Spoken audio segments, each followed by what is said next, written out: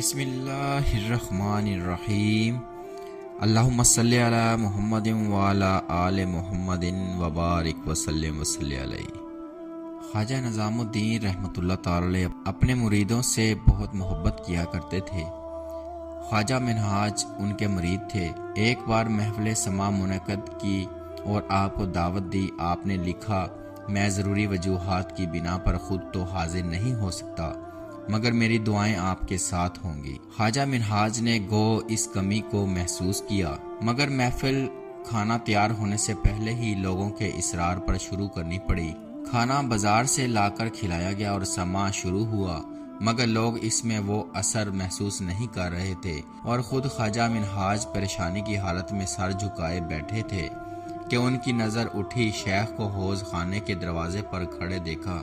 استقبال کو اٹھے تو انہوں نے اشارہ کر دیا، اپنی جگہ بیٹھے رہو۔ آپ حکم کی تعمیل میں بیٹھ گئے اور جذب کی حالت طاری ہو گئی۔ جب قوالی ختم ہوئی تو ہر آدمی محفل کے رنگ کی تعریف کر رہا تھا اور کہہ رہا تھا کہ ایسا سرور کبھی پہلے نہیں پیدا ہوا۔ میں نے حوض خانہ کے دروازے کی طرف دیکھا تو شیخ موجود نہ تھے۔ پھر میں نے بے ساختہ کہا کہ یہ سب شیخ کی عنایات کا رنگ تھا، اور دیگر صوفیہ بابا فرید الدین مسعود گنج شکر رحمۃ اللہ تعالی کے پوتوں سے پوچھا کہ آپ شیخ سے نہیں ملے، تو وہ کہنے لگے ہمارے آنے سے پہلے چلے گئے ہوں گے، ہماری ملاقات تو نہیں ہوئی۔ میں خاموش ہو گیا۔ صبح جب خانقاہ گیا تو کہنے لگے کیسا رنگ رہا؟ میں نے کہا رنگ بہت چھایا، جو آپ ہی کی دعاؤں کا اثر تھا۔ کہنے لگے خواجہ جہاں میرے مرید و موقد جمع ہوں، انہیں سمجھ لینا چاہیے کہ وہاں یہ فقیر بھی موجود ہے۔ یہ ان کا روحانی تصرف تھا۔ ایک دن شیخ مولانا رشید الدین فخری سے مل کر آ رہے تھے۔ راستے میں ایک مجذوب نظر آیا۔ آپ نے راستہ بدل لیا، اس نے بھی راستہ بدل لیا۔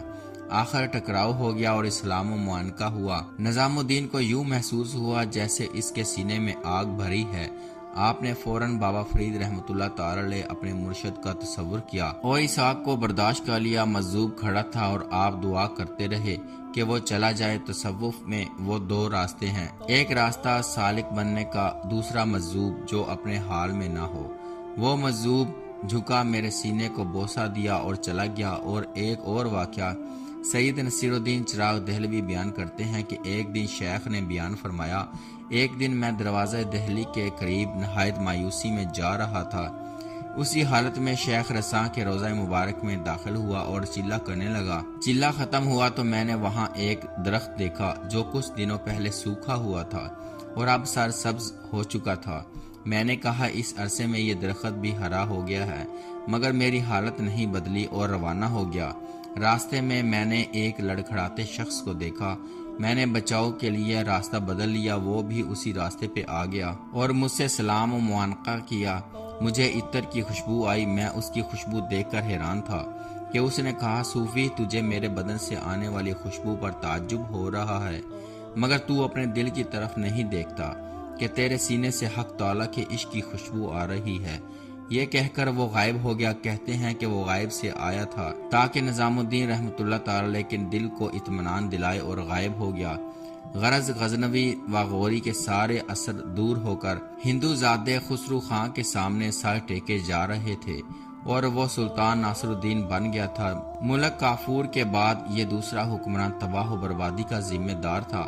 دیپال پور کا حاکم غازی ملک اس سے ٹکرایا۔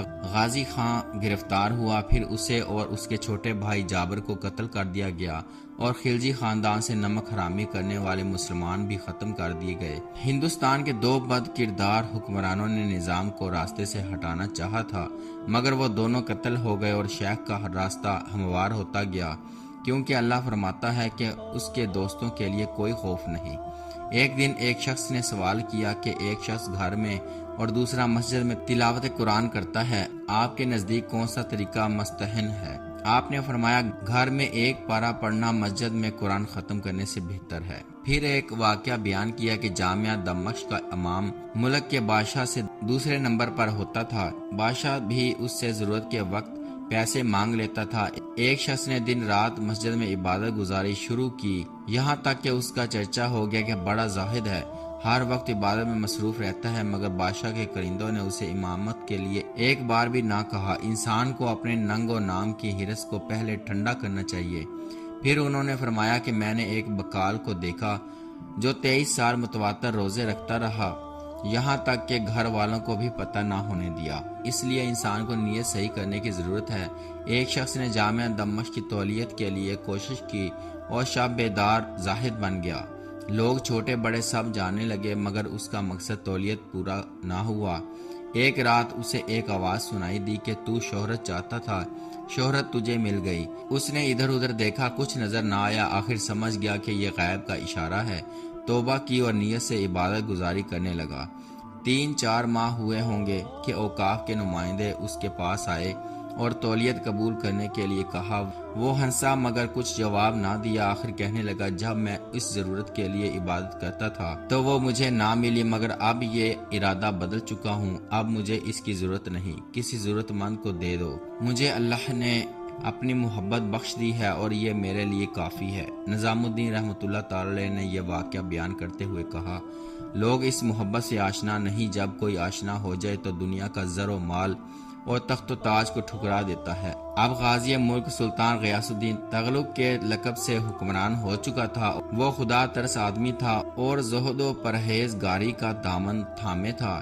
وہ اپنے آپ کو بادشاہ نہیں، رعیت کا خادم کہتا تھا۔ اس لیے خسرو خان وغیرہ کے بچھائے ہوئے جال سے ہندوستان نکل گیا اور مسلمان ہونے والے ذلت سے بچ گئے۔ بادشاہ نے ہندوؤں کو عطا کی ہوئی ساری جائیدادیں واپس لے لی۔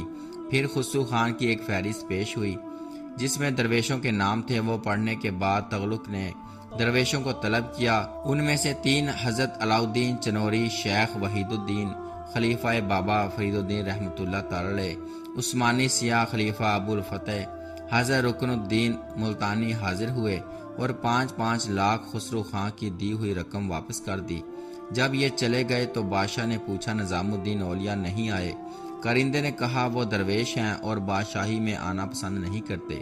سلطان نے کہا، کیا وہ کسی اور ملک میں رہتے ہیں؟ علاؤالدین اور قطب الدین مبارک شاہ کے بلاوے پر بھی دربار میں نہیں آئے۔ وہ اتنے آزاد ہیں کہ وہ اپنے حاکموں کی طرف توجہ بھی نہیں کرتے۔ کرندے نے اس کا کوئی جواب نہ دیا، مگر وہ کہنے لگے، شاہی رقم کا حساب تو دینا ہے۔ ان کے نام بھی 5 لاکھ لکھے ہیں، جاؤ اور وہ رقم لے کر شاہی خزانے میں جمع کرا دو۔ کرندہ گیا۔ خواجہ اقبال نے کہا کہ وہ مصروف ہیں، فارغ ہونے پر ملیں گے۔ کرندہ بیٹھ گیا۔ دیر کے بعد اسے اجازت ملی۔ اندر گیا اور وہ واقعہ بیان کیا، میں کس چیز کا حساب دوں؟ سارا پیسہ بیت المال کا تھا، حقداروں کو دے دیا، میں نے ایک پیسہ بھی نہیں رکھا، حساب کس چیز کا دوں؟ کارندے نے دست بوسی کی اور وہ واپس جا کر غیاث الدین تغلق کو سب کچھ بتا دیا۔ اپنی حیرانی ظاہر کرتے ہوئے کہا، تو نے یہ بات خود ہی تو نہیں بنا لی؟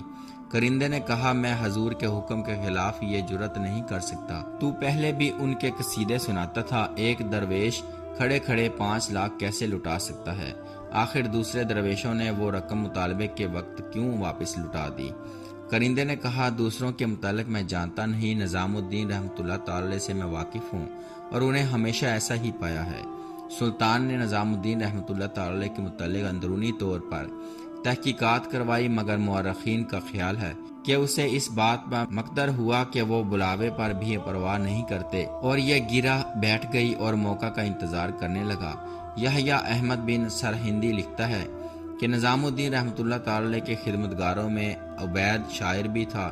وہ کینہ صفت آدمی تھا۔ لوگوں نے اسے سمجھایا مگر وہ باز نہ آیا۔ اس کی بے رہروی کی وجہ یہ تھی کہ نظام الدین رحمۃ اللہ تعالی اپنے امیر خسرو سے بے حد محبت فرماتے تھے اور عبید دوسری محفلوں میں کہا کرتا تھا کہ خسرو مجھ سے چھوٹا شاعر ہے، پھر شیخ مجھے وقت کیوں نہیں دیتے؟ مگر غالب کے وقت پیتا ہوں دھو کے خسرو شیریں سخن کے پاؤں۔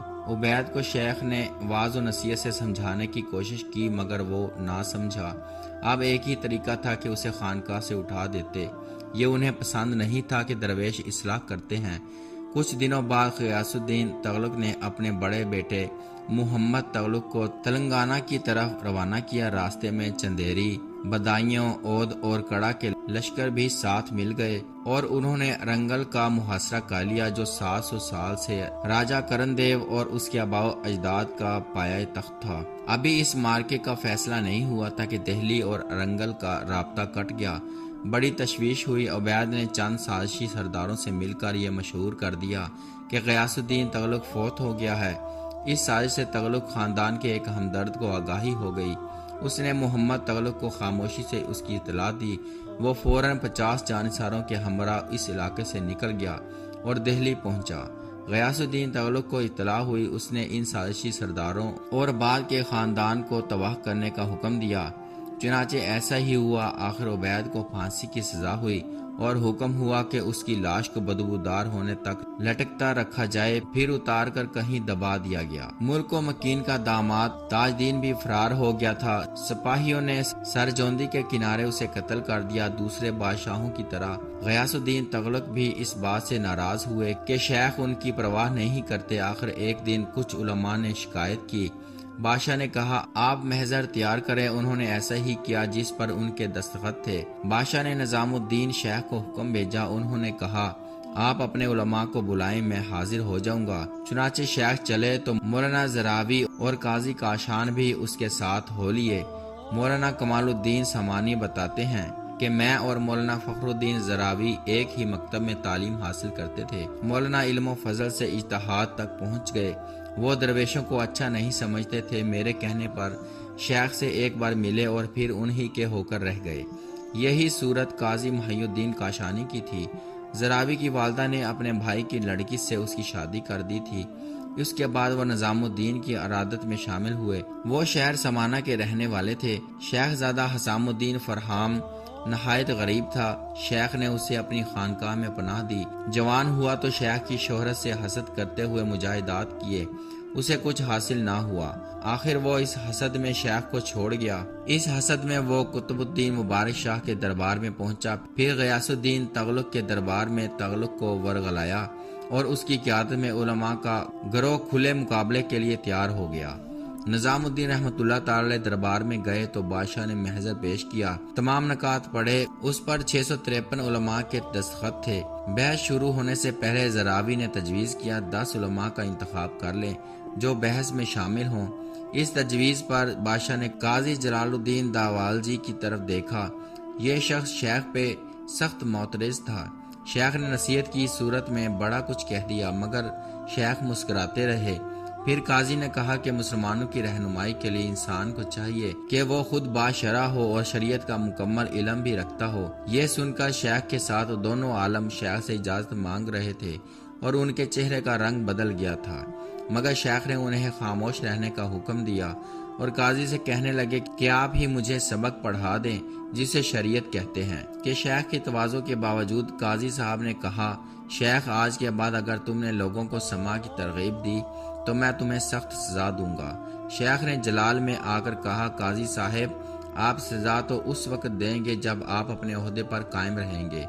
بادشاہ اور قاضی پر سکتہ طاری ہو گیا۔ شیخ نے پوچھا آپ نے مجھے کس لیے بلایا ہے؟